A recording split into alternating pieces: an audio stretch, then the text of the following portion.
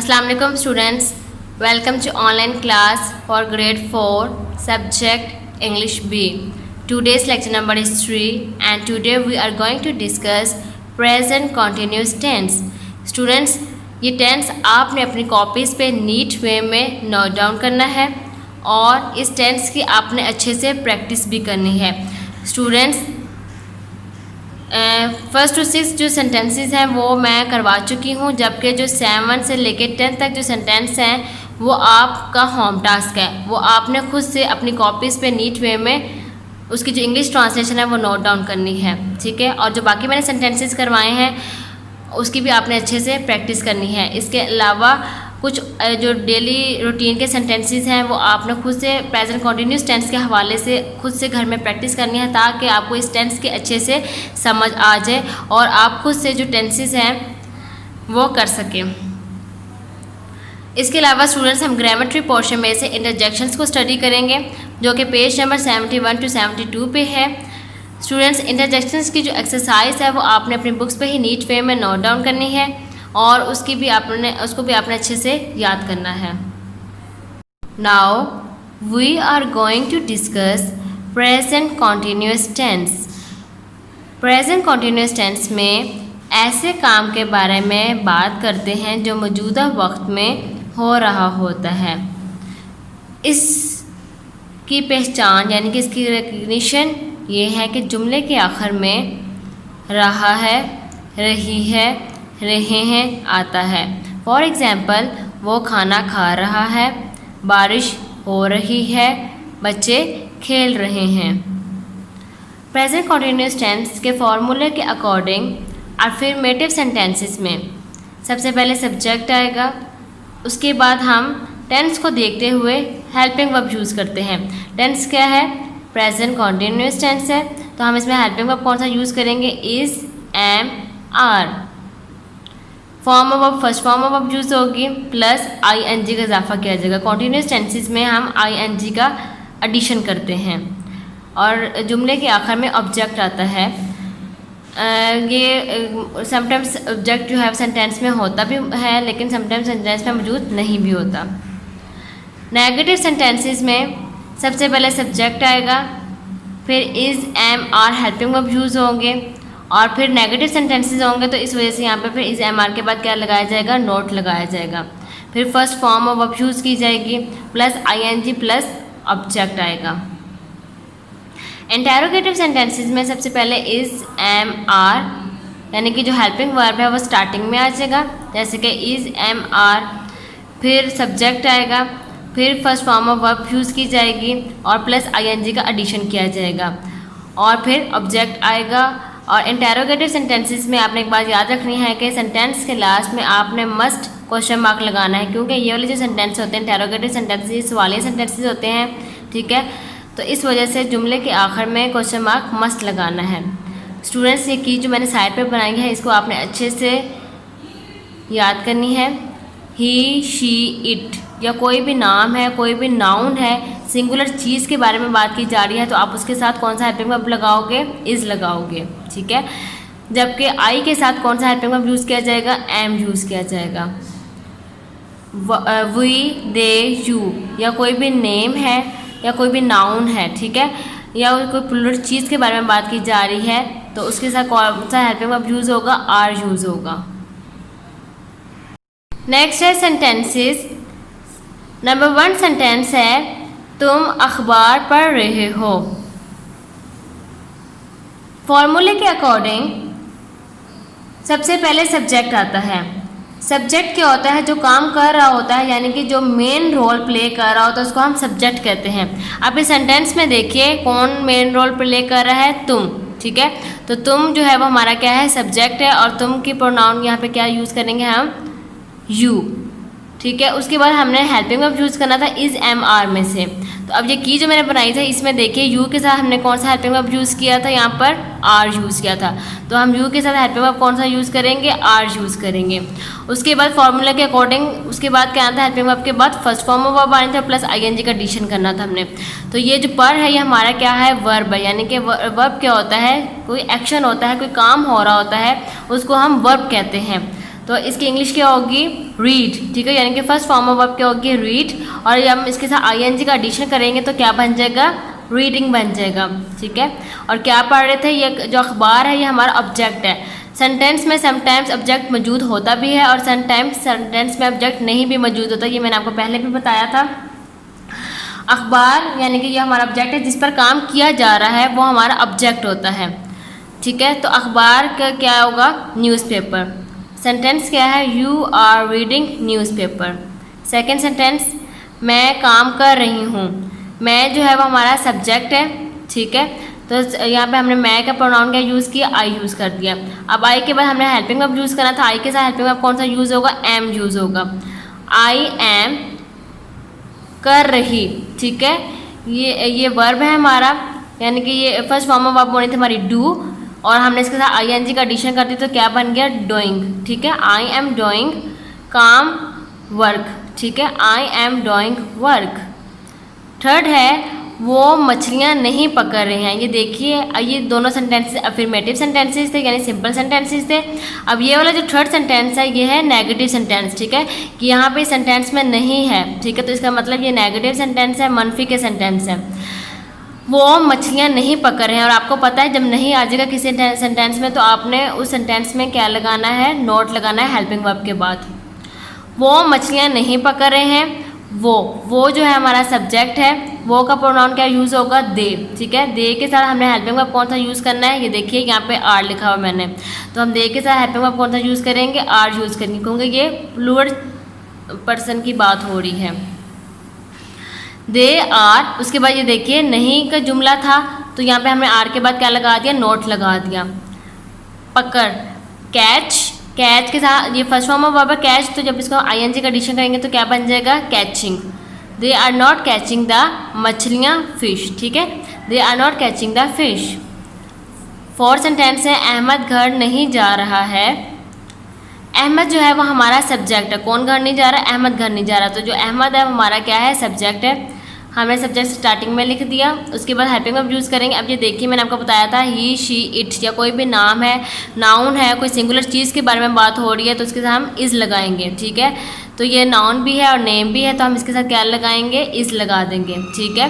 Ahmad is, अब ये देखिए नेगेटिव सेंटेंसेज हैं तो यहाँ पे हम नोट लगाएंगे। अहमद इज़ नॉट जा रहा, गो आना था, अब गो जो फर्स्ट फॉर्म ऑफ वर्ब है, ठीक है। अब आईएनजी का एडिशन करेंगे तो क्या हो जाएगा, going. Ahmad is not going to, कहाँ नहीं जा रहा, घर नहीं जा रहा, तो जो घर जो है वो हमारा क्या है, ऑब्जेक्ट है, ठीक है। तो यहाँ पे हम होम लिख देंगे। Ahmad is not going to home. 5 sentence हैं, क्या बच्चे खेल रहे हैं। अब ये देखिए ये जो सेंटेंस है ये है इंटेरोगेटिव सेंटेंसेस। कैसे पता चला कि ये इंटेरोगेटिव सेंटेंसेस है, देखिए इसमें उन्होंने सवाल पूछा है क्या बच्चे खेल रहे हैं, और एंड पे क्वेश्चन मार्क भी है, तो ये इंटेरोगेटिव सेंटेंस है, ठीक है। इंटेरोगेटिव सेंटेंसेस में मैंने आपको बताया था कि जो हेल्पिंग वर्ब होता है किसी भी टेंस का वो स्टार्टिंग में आ जाता है। तो प्रेजेंट कॉन्टिन्यूस टेंस में हम कौन सा हेल्पिंग वर्ब यूज़ कर रहे थे, इज़, एम, आर। तो अब जो इज़, एम, आर है वो हमारा हेल्पिंग वर्ब है, और वो हेल्पिंग वर्ब जो है वो हमारा सेंटेंस के स्टार्ट में आ जाएगा इंटेरोगेटिव सेंटेंसेस के केस में। अब ये देखिए क्या बच्चे खेल रहे हैं, ज़्यादा सारे बच्चों की बात की जा रही है, तो हम यहाँ पे क्या यूज़ करेंगे, मैंने आपको बताया था प्लूरल पर्सन की बात, प्लूरल चीज़ों के बारे में बात की जाएगी या नाउन के बारे में बात की जाएगी प्लूरल, तो हम क्या यूज़ करेंगे, आर यूज़ करेंगे। तो हम यहाँ पे क्या लिख देंगे, आर चिल्ड्रन, और खेलने की इंग्लिश क्या होगी, प्लेइंग, ठीक है। इसमें ऑब्जेक्ट नहीं है, ये नहीं बताया कि वो क्या खेल रहे थे, फुटबॉल भी खेल सकते हैं, बैट बॉल भी खेल सकते हैं, कोई और चीज़ भी खेल सकते हैं, तो ऑब्जेक्ट मेंशन नहीं है, खाली सिंपल वर्ब मेंशन है कि खेल रहे थे। तो खेल की इंग्लिश क्या होगी, first form of verb play, और जब हम इसको आईएनजी का एडिशन करेंगे तो क्या बन जाएगा, प्लेइंग, ठीक है। और मैंने आपको बताया था सेंटेंस के लास्ट में क्वेश्चन मार्क आपने मस्ट लगाना है इंटेरोगेटिव सेंटेंसेज में, आर चिल्ड्रन प्लेइंग। 6 है क्या बारिश हो रही है, ठीक है। अब ये देखिए इसमें जो है क्या बारिश हो रही है, ये भी इंटेरोगेटिव सेंटेंस है, ठीक है। सिंगल चीज़ के बारे में बात की जा रही है तो हम यहाँ पे इज़ हेल्पिंग वर्ब यूज़ करेंगे, ठीक है, क्योंकि हेल्पिंग वर्ब जो है हमने स्टार्ट में लिखना है। इंटेरोगेटिव जो सेंटेंस है ये इंटेरोगेटिव सेंटेंस है, इस वजह से हमने हेल्पिंग वर्ब स्टार्ट में लिखना है, इज़। उसके बाद ये देखिए सब्जेक्ट लिखना, उसके बाद सब्जेक्ट जो रेनिंग के लिए, जो हम रेन के लिए क्या यूज़ करते हैं, इट यूज़ करते हैं, ठीक है। इज़ इट, अब यहाँ पे ऑब्जेक्ट मेंशन नहीं है, सिर्फ वर्ब मेंशन है। अब हम ज़ाहिर फॉर्मूला के अकॉर्डिंग देखा जाए तो पहले हेल्पिंग वर्ब आएगा, फिर सब्जेक्ट आएगा और फिर क्या आएगा, first form of verb use की जाती है, प्लस आईएनजी का एडिशन किया जाता है, फिर ऑब्जेक्ट आता है। तो हम यहाँ पे वर्ब ढूंढते हैं, क्या है हमारा वर्ब, बारिश, ठीक है। तो बारिश जो है वो हमारा वर्ब है, बारिश की इंग्लिश क्या होगी, रेन। रेन जो है हमारा फर्स्ट फॉर्म ऑफ वर्ब है, जब उसके आईएनजी का एडिशन करेंगे तो क्या बन जाएगा, रेनिंग, ठीक है। अब इसमें वो नहीं है, ऑब्जेक्ट नहीं है, तो खाली ये आ जाएगा इज़ इट रेनिंग, और ये एंड पे क्वेश्चन मार्क आपने मस्ट लगाना है, ठीक है। स्टूडेंट्स, ये सारा काम आपने अपनी कॉपीज़ पे नीट वे में नोट डाउन करना है और इन सेंटेंसेस के अच्छे से आपने प्रैक्टिस भी करनी है। स्टूडेंट्स, आपने अपनी कॉपीज़ पे सबसे पहले हेडिंग देनी है प्रेजेंट कॉन्टिन्यूस टेंस की हेडिंग देनी है। उसके बाद जो मैंने आपको पिछली स्लाइड में काम करवाया है, यानी कि जो उसकी रिकग्निशन बताई है और जो फॉर्मूला मैंने बताया है, सबसे पहले आपने रिकग्निशन लिखनी है, उसके बाद उसके आपने तीनों फार्मूले लिखने हैं, अफर्मेटिव सेंटेंस के फार्मूला, नेगेटिव सेंटेंस का फार्मूला और इंटेरोगेटिव सेंटेंस का फार्मूला। ये आपने अपनी कॉपीज़ पे सबसे पहले नीट वे में नोट डाउन करना है। उसके बाद जो मैंने साइड पे ये की जो बनाई हुई है, ये की आपने इसी तरह अपनी कॉपीज़ पे अपने नीट वे में बनानी है, ताकि आप जब उसको सेंटेंसेस की प्रैक्टिस करने लगें तो आपको वो जो की है, जब उसको की को आप देखें तो आप अच्छे से जो है सेंटेंस की प्रैक्टिस कर सकें और की आपको अच्छे से याद भी हो जाए।